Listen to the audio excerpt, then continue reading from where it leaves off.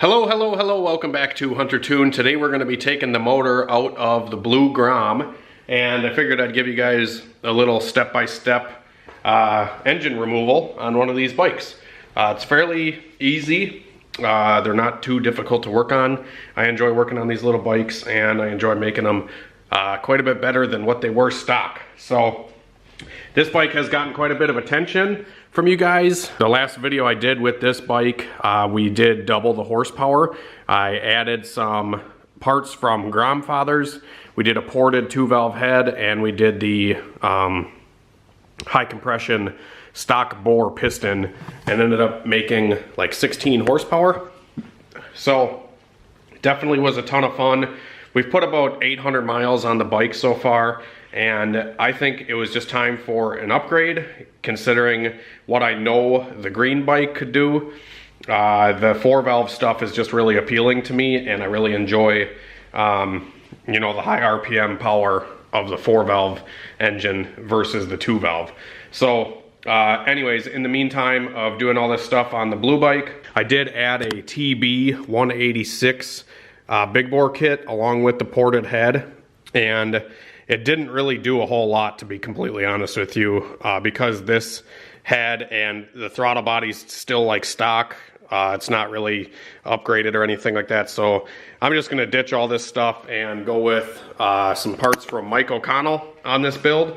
And this video is pretty much just going to be removing the engine. So we're gonna just get right to it.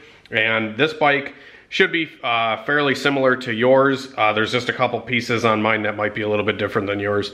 But like I have an oil cooler on here. It has an aftermarket exhaust, and it has no air box. So the factory air box would normally be up here where the oil cooler is. So you would just have to take that into account. So first, we're gonna do the easiest thing, and that's to get the exhaust up out of the way. So we just got a bolt back here, and then we got 2 bolts on the cylinder head. We'll get those taken off, and then the exhaust will be off. I also have an O2 sensor down here for my A-Racer Mini 5 ECU. I already unscrewed that from the exhaust, so once the exhaust is off, we'll move on to probably getting the bodywork off of the bike. All right, so next we're gonna get the body panels off of the bike. First, we could probably take the seat off. I already got the exhaust pipe off. It's sitting up over there on the table.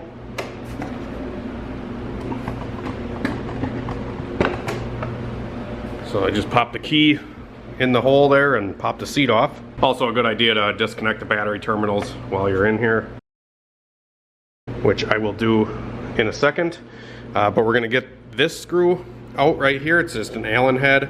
Then you got an Allen head here and here. You have some Phillips screws here. Oops, sorry, the lighting's kind of shitty. Phillips screw here and here. Then you have one up here. And then same thing on the other side.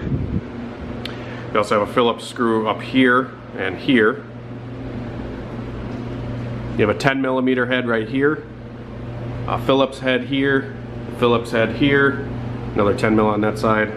And pretty much when you do one side of the bike, it's pretty much the same exact thing on the other side of the bike for like screws and stuff like that. So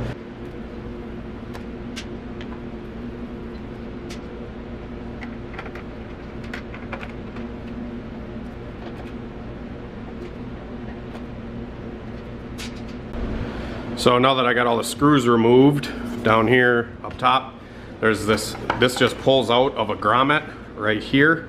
So it's just like a little push pin, and then the same thing on the opposite side. So just give it a little pull, and then slide it back and up. There we go. Got one piece off. And then once you have that off, you're exposed to another 10mm in here. So again, same thing on both sides. All right, moving on. There's a screw, a Phillips head screw right in here that you gotta sneak in and grab. And then there's 2 pop pins on each side, one down here, one up here. I just take a little pick and I push them in. You push them in, it releases them, and then you can take the rest of the plastics off. Just give it a wiggle and pull back.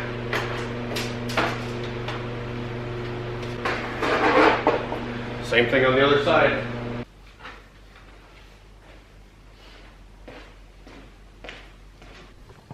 So that gives us a lot more room now to work on stuff and visualize a little bit better. So we are going to probably do some basic stuff like remove the spark plug wire, get it out of its little holder there, pull it up out of the way, take the oil cooler lines off, which you won't have to do on your stock bike, but this one has an oil cooler. So I'll take those lines off. We'll get the injector fuel line off. The throttle cables, which are just 10 mil, you just loosen them up and then wiggle them out of the holder. The injector has like a little clip on it, so you just kind of take a pick, or at least that's what I do.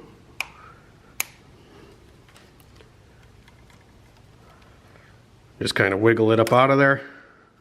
And then there's 2 tabs that hold it, so you just got to pull them up out of the way so they get around the injector.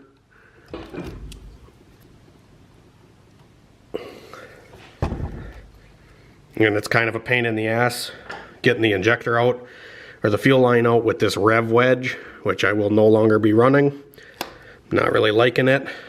So now that the fuel line is off, like I said, we'll get throttle cable and some other little stuff. There's a couple electrical connectors we'll take off. One for the injector here. Unplug that. You got a TPS and an idle air control on the other side. We will also remove the clutch cable here, 8mm for the bracket to hold the clutch cable. And you just want to work the cable out of the groove in here. Sorry, you probably can't see what I'm doing. So now that's off. All right, got the oil cooler lines off. Got them tucked up on the frame here.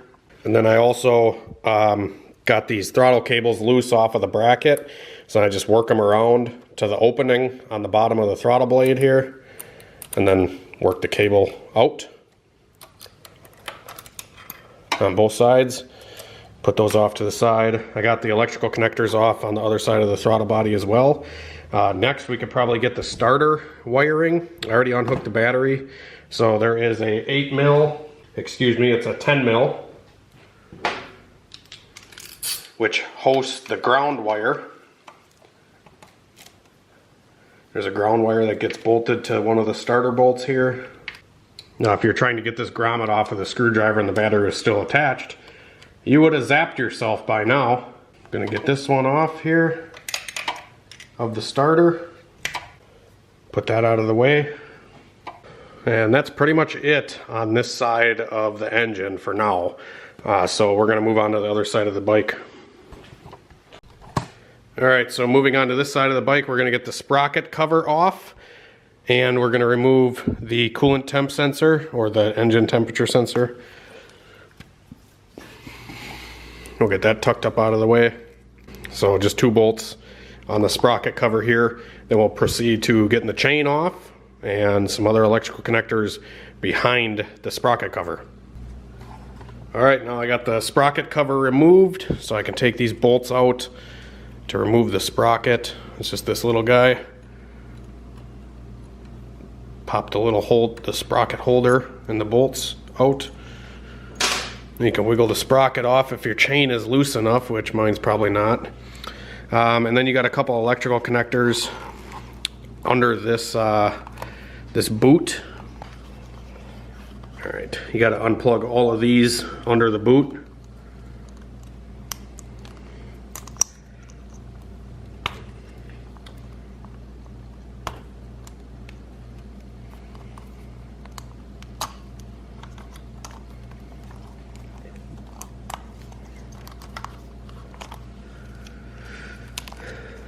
There we go.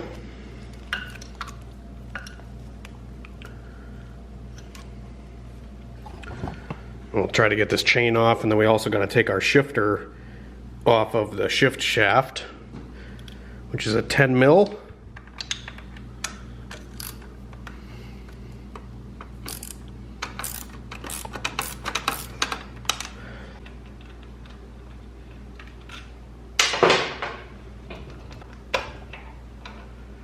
There we go. Shifter is off. Wiring is disconnected over here.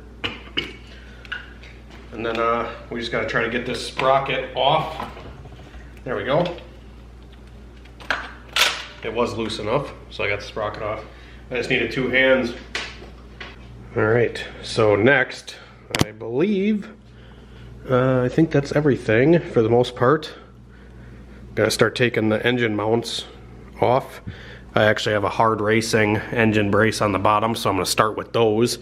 Take out the bolts on the bottom, on the engine plate, and then there's gonna be a bolt here for the engine mount, right there, with a nut on the other side.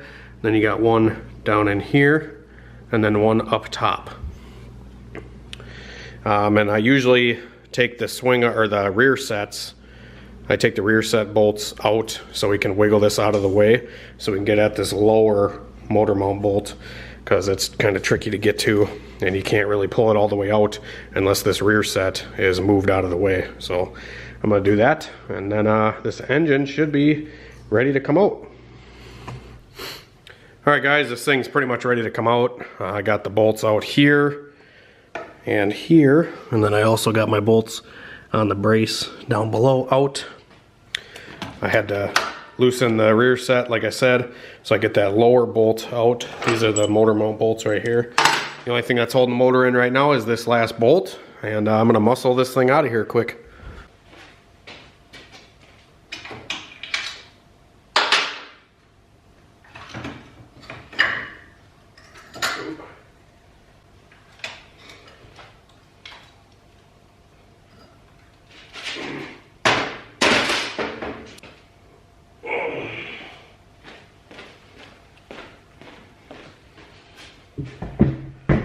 Right, so the only thing I did forget was the kickstand sensor. So I forgot to actually unhook it from the wire holders down in here, but got that out. And there we are. So bike is motorless. Probably gonna clean a lot of this stuff up before I put it all back together and go ice riding.